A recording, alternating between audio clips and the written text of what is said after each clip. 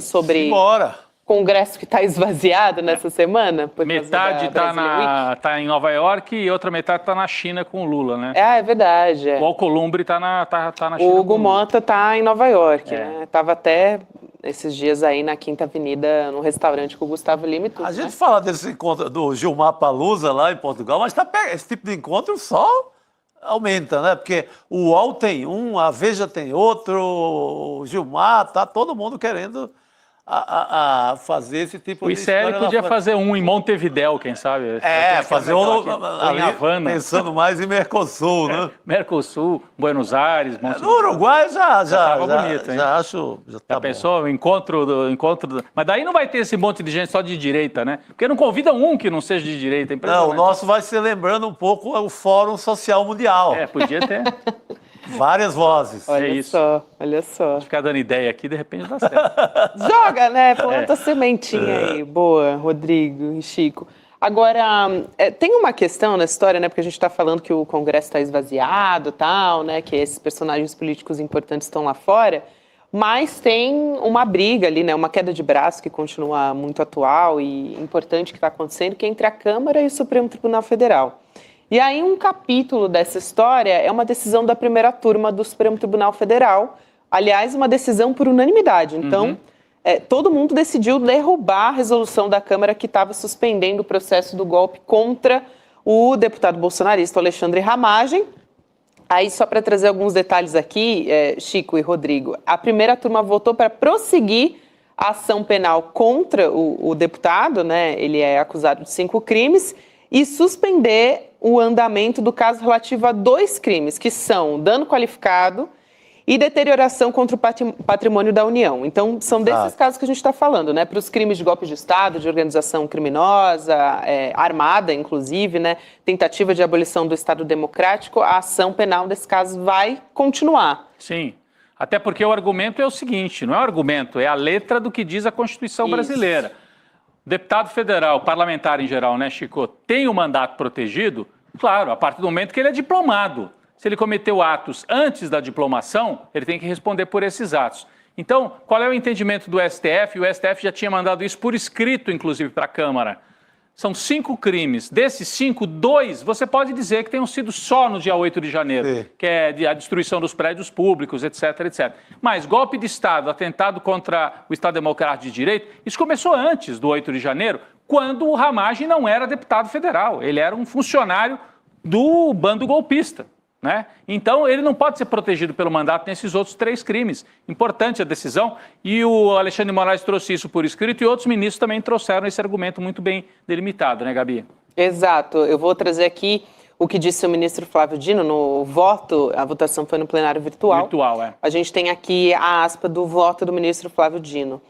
Somente em tiranias, um ramo estatal pode concentrar em suas mãos o poder de aprovar leis, elaborar o orçamento e executá-lo diretamente, efetuar julgamentos de índole criminal ou paralisá-los arbitrariamente. Tudo isso supostamente sem nenhum tipo de controle jurídico. Maiorias ocasionais podem muito em um sistema democrático, mas certamente não podem dilacerar o coração do regime constitucional. Então, ele está dizendo aqui, forte, né? Essa fala, né, Chico? A Constituição está acima de o que ele chama de maiorias ocasionais. A grande fala, o grande voto, a grande defesa dessa tese no Supremo, dessa vez, foi o Flávio Dino. O melhor argumento, mas, eu digo assim, em comparação com o discurso que é sempre mais forte do Alexandre de Moraes, que é quem conduz o inquérito dessa história inteira, né? Agora, se puder colocar na tela de novo a fala do Flávio Dino, a Gabi chamou a atenção para o fim, né, em que ele diz que maiorias ocasionais não podem impor mudanças, não podem desmontar a Constituição. Mas eu chamo a atenção para ali o comecinho também, porque muita gente na extrema-direita diz que existe uma tirania do Supremo Tribunal Federal no Brasil. É verdade. Eles usam esse argumento.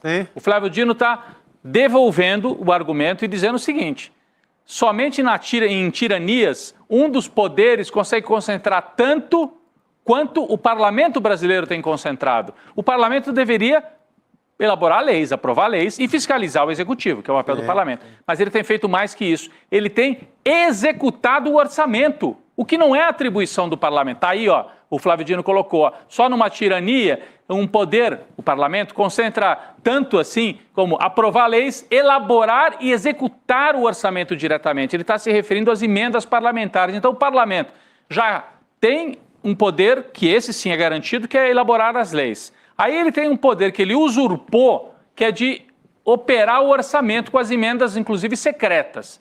E agora ele quer efetuar os julgamentos criminais, parar os julgamentos, ser poder judiciário também. Então, se alguém está operando na base da tirania hoje no Brasil, é um setor do parlamento e não o Supremo. Esse é o argumento do Flávio Dino, que eu acho importante também. Argumento muito certeiro, né? Eu acho que uma das maiores maldições que a gente herdou nos últimos tempos é toda essa história do poder do Congresso executar orçamento. Aí entrou o orçamento secreto, entrou a farra das emendas PIX. Os caras ganham tudo na eleição, fazem 1 milhão de prefeitura, tiraram do governo, do Planalto, tiraram do Executivo um grande poder. Esvaziaram muito o poder no Brasil de quem é eleito para ser presidente. Sim. Então agora está irrigando base eleitoral. E isso é uma operação política que veio logo após o golpe praticado. Lembram? Eduardo Cunha foi um dos operadores do golpe. Eduardo Cunha com Michel Temer, que a gente estava falando dele agora aí. Michel Temer, Eduardo Cunha, dentro aí entra Arthur Lira e consolida isso. Consolida. Né? O Eduardo Cunha começou e depois o Arthur Lira completou essa história do parlamento tirar poder do executivo na hora de executar o orçamento. Quando eles fizeram, lembram? A ponte para o futuro. Por isso que o Temer fala, a direita precisa de um programa. Quando ele estava para dar o golpe contra a Dilma, o Moreira Franco e o Temer apresentaram o projeto para o futuro, que era uma pinguela para o passado, mas que era privatizar, fazer reforma da Previdência. Eles avisaram ali o que iam fazer. Por isso que o empresariado, a burguesia, apoiou o golpe. Né? Então, e fazia parte do golpe empoderar o parlamento, porque o parlamento está bem organizado com a Faria Lima, com os interesses do mercado financeiro. O executivo nem sempre você controla. Tem um líder popular, às vezes, que consegue confrontar o mercado financeiro, mas no parlamento está tudo mais dominado. Então faz parte do projeto que eles implantaram depois do golpe contra a Dilma e que está aí ainda. Impressionante. Tá aí ainda, e agora a gente tem essas figuras, né, também querendo entrar para a política, né, como o jantar que a gente trouxe a imagem agora há pouco, né? Eu estava até querendo saber quem é quem naquela foto, Gabi. Do centrão ali, a gente tem o Ciro Nogueira, né? A gente pode colocar aqui na tela mais uma vez essa foto. A gente tem o Gustavo Lima na parte de baixo ali, ó, no destaque esquerdo. Lima. Aí em cima tem o Ciro Nogueira. Tem o Rueda que está ali. O Rueda é o de camiseta branca do lado esquerdo. Exatamente. E de pé, né? O Rueda que é presidente do União Brasil, por isso que eu falo que ele é cheio de poder. Antônio Rueda, né? Ele não tem mandato, mas ele é um desses... No poder do lobby de Brasília, o nome do Rueda hoje é um dos mais fortes. Ele montou essa federação, né? É uma figura sem mandato que tira do Luciano Bivar o partido. Eles tiveram umas cenas de novela, porque o Rueda acusa o Bivar de incendiar a casa dele lá na praia, em Porto de Galinhas, lá no litoral de Pernambuco. Então, mas essas figuras que mandam no país, que estão aí gastando um pouco de dinheiro em Nova York. E montando um projeto para a direita brasileira que eles gostariam que fosse comandado pelo Tarcísio, mas está difícil de convencer o Jair Bolsonaro. Curiosamente, né, a família Bolsonaro não está nesse encontro. Só para quem chegou agora, essa foto que nós mostramos, as pessoas devem ter perguntado do que é essa foto mesmo? Faz parte da comitiva da direita brasileira participando desse encontro, essa série de encontros lá em Nova York. Como é que tem um nome isso aí, né? Brazilian Week. É o Brazilian Week. É a Brazilian Week. Devia ser... Tem figuras, né, relacionadas à política, economia, mercado, exatamente, né? E nessa foto, acho que a gente vai colocar mais uma vez ali na tela só pra gente ver, que eu acho que a gente estava esquecendo. E o Temer tá lá também, né? O Temer tá, mas é curioso que não está a família Bolsonaro. Nesse encontro não tá. Nesse encontro. Porque Eduardo Bolsonaro tá morando lá. Não foi convidado, será? Né? Me chama a atenção. É realmente, explicitamente, uma tentativa da direita se organizar por fora do bolsonarismo, a partir de Nova York, o que diz muito. Esse encontro vai servir muito para isso. Serve muito para isso. Estão fazendo as articulações lá. Mas é curioso, né? Eu achei curioso o presidente da Câmara dos Deputados aparecer publicamente na foto, né, desse encontro. Ou tem aparecido já umas notas aí falando também que há o interesse do Hugo Mota, não para agora, mas há um sonho presidencial aí tentando em construção. Semente. Sendo rapaz jovem, etc. e tal, presidente da Câmara. Acho que ele tem que passar pelo governo da Paraíba. O que corre aí a boca tem que ganhar o governo da Paraíba. Foi ele quem aconselhou Gustavo Lima nesse restaurante. Ele estava dando os conselhos políticos. E é melhor, você colabora de outro jeito. Gustavo Lima pode participar de festa vir em barco, né? Quando ele foi participar. Com o ministro do Supremo. Do Supremo e tudo. Com o Supremo, com tudo, né? Já diria uma certa pessoa aí que apareceu no nosso noticiário hoje também. É isso aí. Agora, gente, a gente está falando aqui da primeira turma do Supremo, né? Tribunal Federal, da decisão que a gente trouxe agora há pouco. Tem uma outra também que saiu, além da ação do Ramagem, né? A respeito da Carla Zambelli, né? Que já se formou maioria, então a gente tem essa informação para condenar a deputada Carla Zambelli e também o Walter Delgatti, o hacker de Araraquara, né? Pela invasão, né? Por invadir os sistemas do Conselho Nacional de Justiça. Eles estão respondendo por invasão de dispositivo informático e também por falsidade ideológica. O Chico Sá pode ajudar a gente a entender essa história, Chico, mas o que o relator, o ministro Alexandre de Moraes, pediu, né? No caso de condenação? São 10 anos de prisão para a Zambelli e também a perda de mandato, né? E o Delgatti, o hacker de Araraquara, seria uma pena de 8 anos e 3 meses de prisão. Então, a gente tem um 4-0 agora pela condenação e pelo cheiro da coisa, né? A gente já teve os votos do ministro Alexandre de Moraes, Flávio Dino, Cristiano Zanin e Carmen Lúcia. Falta só o Fux para a gente saber se vai ser uma decisão por unanimidade, né? Na verdade, esse julgamento começou na sexta-feira. Na sexta, a gente já tinha 2 votos a 0, né? Pela condenação da Zambelli e do hacker. E no fim de semana se consolidou, né, Gabi e Chico? Então, quer dizer, é uma notícia que ela começa a aparecer na sexta, mas durante o fim de semana, e por isso que a gente está atualizando hoje aqui para vocês. Estou achando alta a pena do hacker. 8 anos. É muito alta em relação a... Por que ele faz isso? Ele faz isso porque ele é contratado pela Carla Zambelli, uma parlamentar com mandato, vive de dinheiro público. O hacker é um terceirizado aí na parada, contratado. Vamos contratar o rapaz que ele sabe entrar nos sistemas, ele já tem fama lá do tempo da Vaza Jato. Então, ele é um contratado. Eu acho a importância dele, importância técnica. Ele jamais faria isso se não fosse um contrato. Ele esteve lá junto com o PL, a Carla Zambelli, o Valdemar e o Bolsonaro, na tentativa também de mostrar que as urnas seriam frágeis, violáveis. Ele foi contratado nessa boiada toda aí. Acho que 5 anos aí, olhe lá, viu? Na verdade, a Carla Zambelli é que foi, por assim dizer, o cérebro dessa operação. Ela é quem pensou essa operação toda. Então, a cana braba mesmo tinha que ser nela. É verdade. Agora, é incrível como não sobra nada pro Valdemar, né? Valdemar Costa Neto foi poupado no caso da... Ele está respirando aliviado. Tá respirando, porque... A Polícia Federal indiciou, quando chegou a PGR no caso do golpe de Estado, tira o Valdemar, coitado, tirou o Valdemar. Acho que é uma operação política, uma escolha política, né? E nesse caso aqui, a Carla Zambelli, o hacker e tal, mas o Valdemar também não responde, né? Então, quer dizer, ele está conseguindo escapar ileso aí também desse caso. Mas parece que o advogado do hacker falou, né, Chico? Falou. É o Ariovaldo Moreira, o advogado do Delgatti, ele falou com a Globo News, e a gente tem essa aspa que é interessante, viu, o que ele falou. Olha Vamos ver. Também achei. Pessoal, prestar atenção aqui no que disse o Ariovaldo Moreira, o advogado do Delgatti. Ele diz aqui, abre aspas, o que foi dito pelo Walter Delgatti desde a CPI dos atos golpistas, ele sempre usou o mesmo discurso. Ele sempre disse que estava amando de Carla Zambelli e ele sempre apontou que esteve com o ex-presidente Jair Bolsonaro. Ele está falando aqui, ex-presidente Jair Bolsonaro. E o que passavam para ele é que Bolsonaro sabia de tudo, fecha aspas. Sabia de tudo. Ele esteve na cozinha lá do Bolsonaro, comendo lá um cachorro-quente com ele, no Palácio da Alvorada. A Carla Zambelli leva o hacker lá.